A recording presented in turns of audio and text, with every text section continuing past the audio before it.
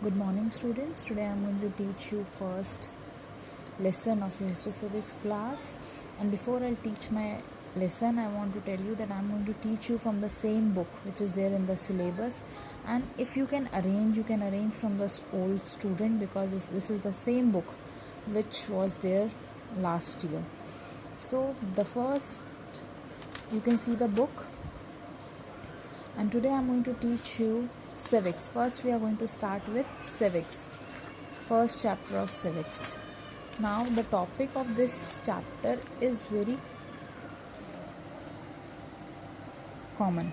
You have already studied this topic in your previous classes about constitution. Today we are going to start the making of a constitution. Now before we'll start our chapter, first of all we need to know what is constitution. Now what is constitution? I hope many of you know what is constitution.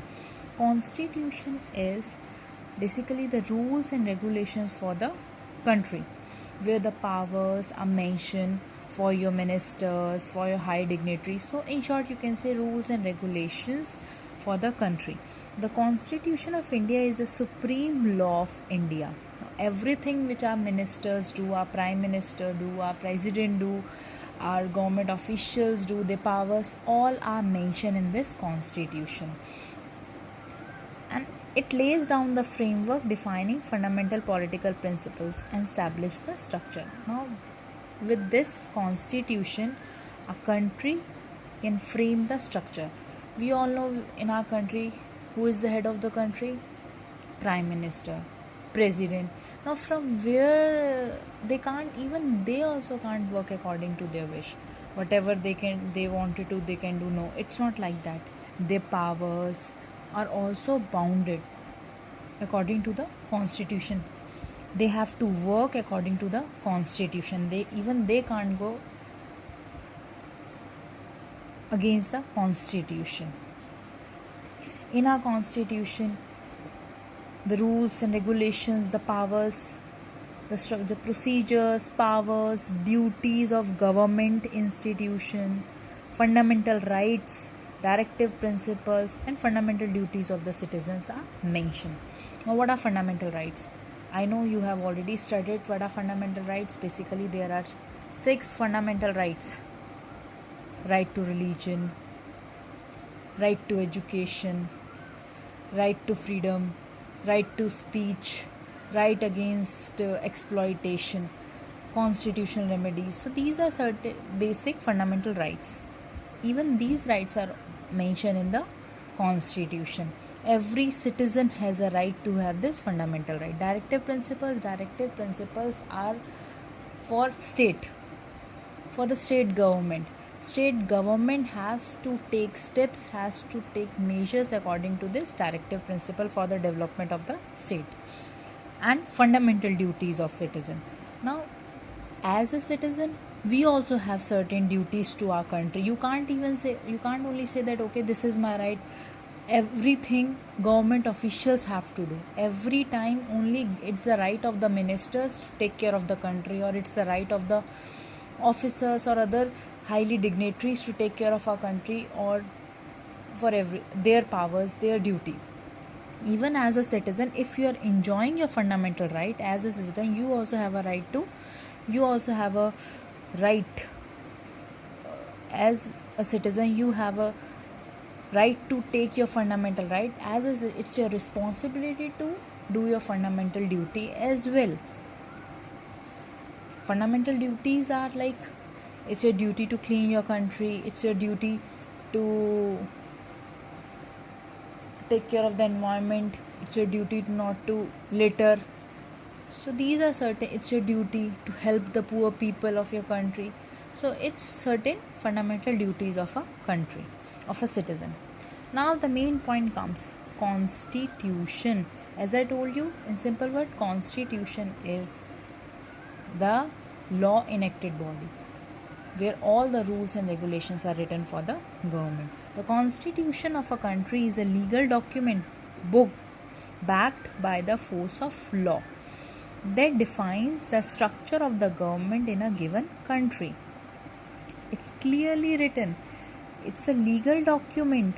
It's a legal document backed by the force of law, means enacted by the, written according to the law, that defines the structure of the government, that explains the structure of a government in a given country. What is the structure of a government? Like in our country, our structure is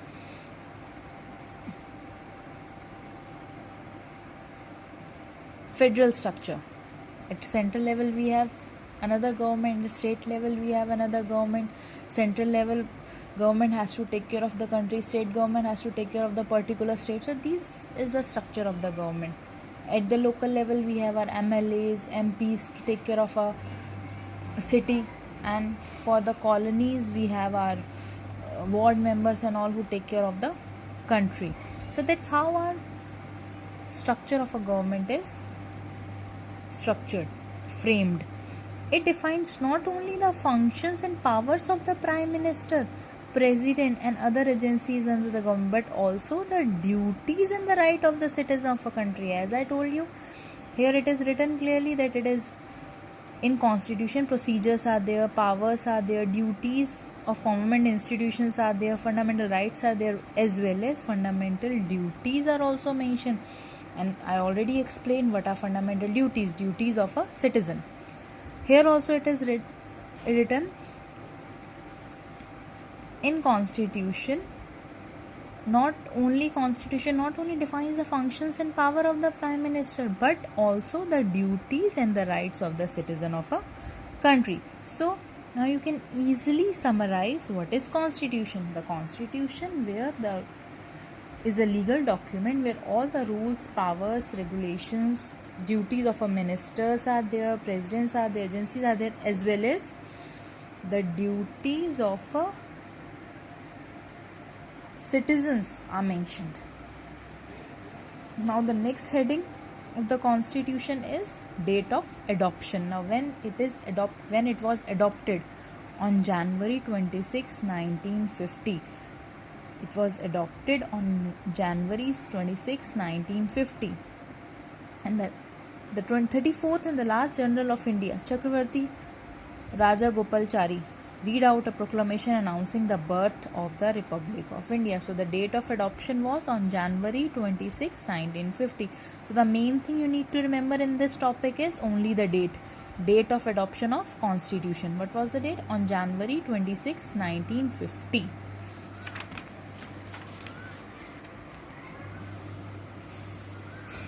Then the next heading is Constituent Assembly.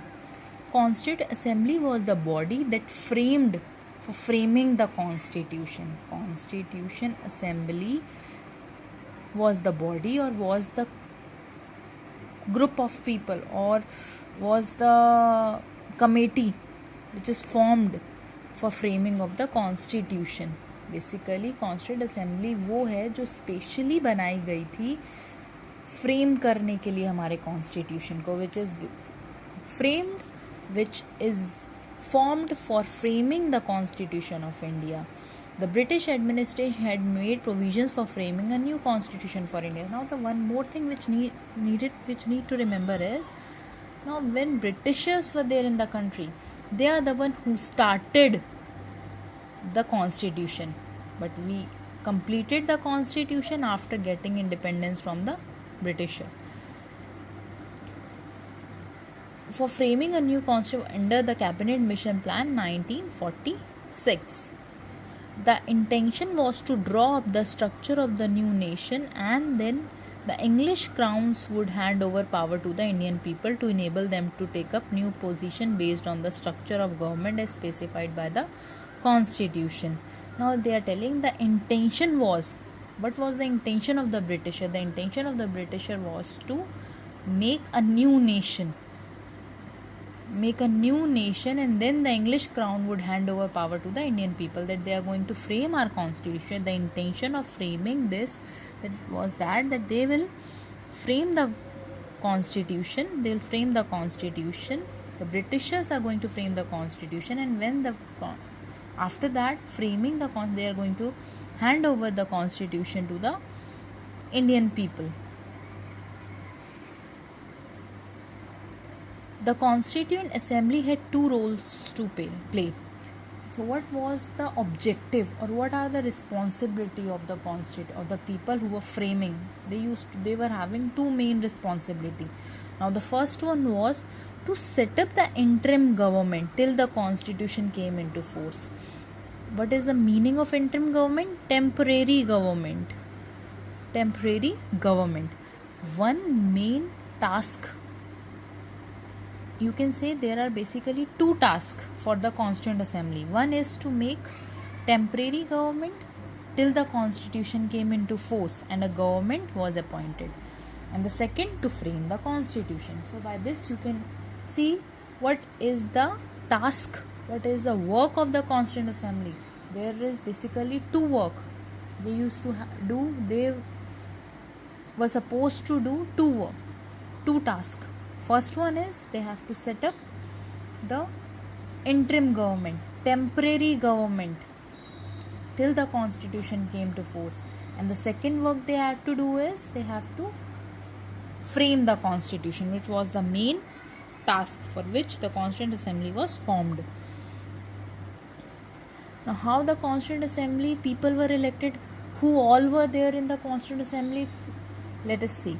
The members of the Constituent Assembly were elected from the provincial government. Provincial government means state government.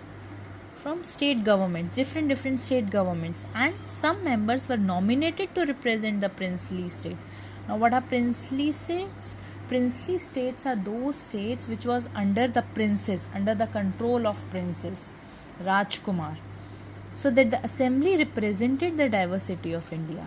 The main focus, the main purpose of this was that they wanted to involve the people from throughout the country. They want to involve the people from throughout the country.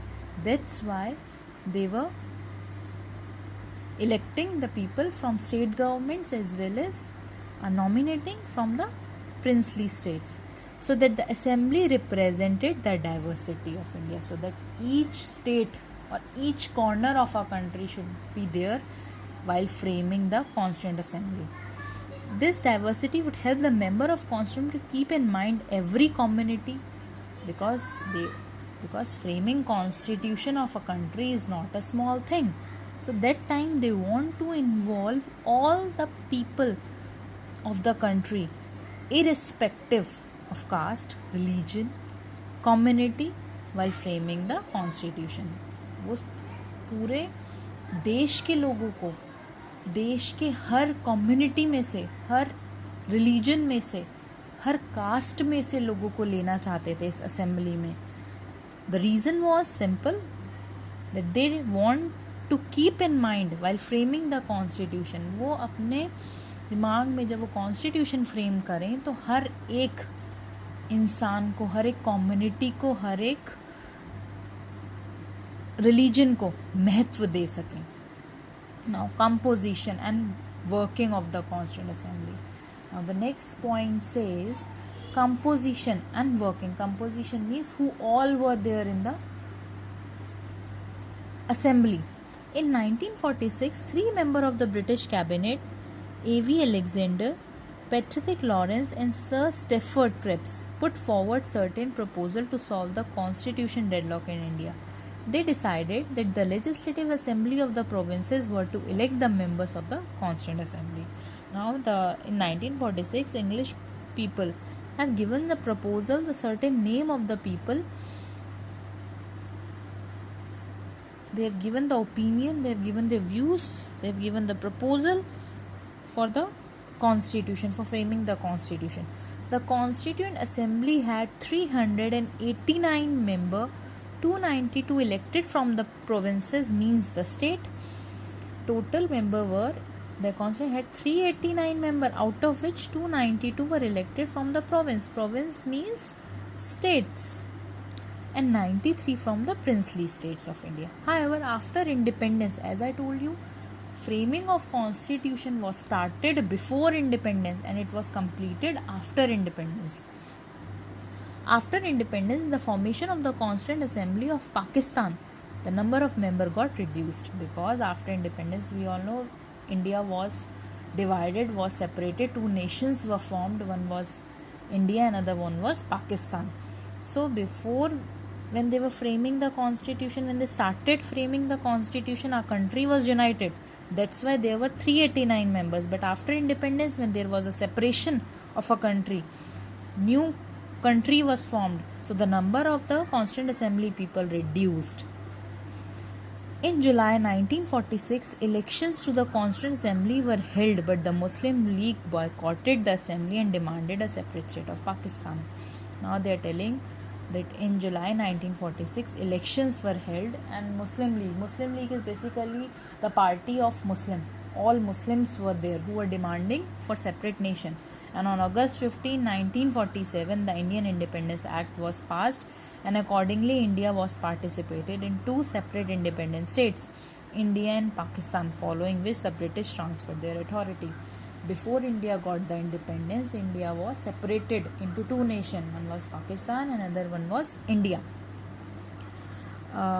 Students, do you know Pakistan celebrate their independence on 14th August because they got the independence on 14th August 1947, and India got the independence on 15th August 1947. And finally, Britishers hand over the authority to the Indian people, and our country got independence. The Constituent Assembly include representative from all sections. Now this is the important part, who all were there. The Constituent Assembly include some of the prominent members which were national leaders as well. Dr. Rajendra Prasad, Pandit Jawaharlal Nehru, very familiar name, Maulana Abdul Kalam Azad, Vallabhbhai Patel, and Sardar Baldev Singh. These are certain few names which were there in the Constituent Assembly. Some more names were there. Other religion and communities had their representative too. As I told you, all the communities, all the religion have their members, so that they can keep their views, they can put their views in the for the framing of the constitution. So other religion and communities had their representatives, such as Frank Anthony, who spoke for the Anglo-Indians. Who are Anglo-Indians? Anglo-Indians are the one who are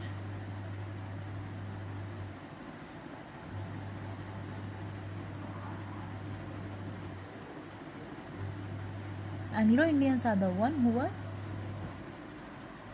who born in India. They came to India, but their fathers or their mothers were not Indian. Their ancestors were not Indian.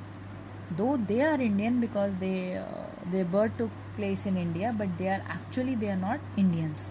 They are known as Anglo-Indians. Dr. H.P. Modi and so on. Women, from women's side, there was Sarojini Naidu, Durgabhai Deshmukh, Rajkumari, Amrit Kaur, and Vijay Lakshmi Pandey. So these are certain people. They are the name of the certain people who were there in the framing the constitution. Now, another important thing from this point is how much time it took to frame the constitution. It took almost 3 years. Exact time, 2 years, 11 months and 17 days. So you can say almost 3 years, 2 years, 11 months and 17 days to complete our history in drafting the constitution for independent India. So how much time it took to frame our constitution? Almost 3 years. 2 years, exactly 2 years, 11 months and 17 days. The constitution, during this period, it held 11 sessions covering a total 165 days. Of course, 140 days were spent on the draft of the constitution. Not an important thing. The Constitution of India came into effect declaring India as a sovereign, democratic and secular state. Dr. Rajendra Prasad took oath as the president. Another important thing which you need to remember is Dr. Rajendra Prasad was the president, first president of the new republic. On December 9, 1946 at 11 am, the first session of the Constituent Assembly were held in the Central Hall of the Parliament House in New Delhi, which was attended by 207 members. Dr. Sachidanand Sinha was appointed as the temporary chairman of the Constituent Assembly, and Dr. Rajendra Prasad was elected as a president of the Constituent Assembly. Again, I am repeating. Temporary chairman of Constituent Assembly was Dr. Sachidanand Sinha, and permanent chairman of Constituent Assembly was Dr. Rajendra Prasad. Till here we'll study today. Tomorrow I'll teach you from this point. If you have any queries, you can text me on WhatsApp. You can ask your queries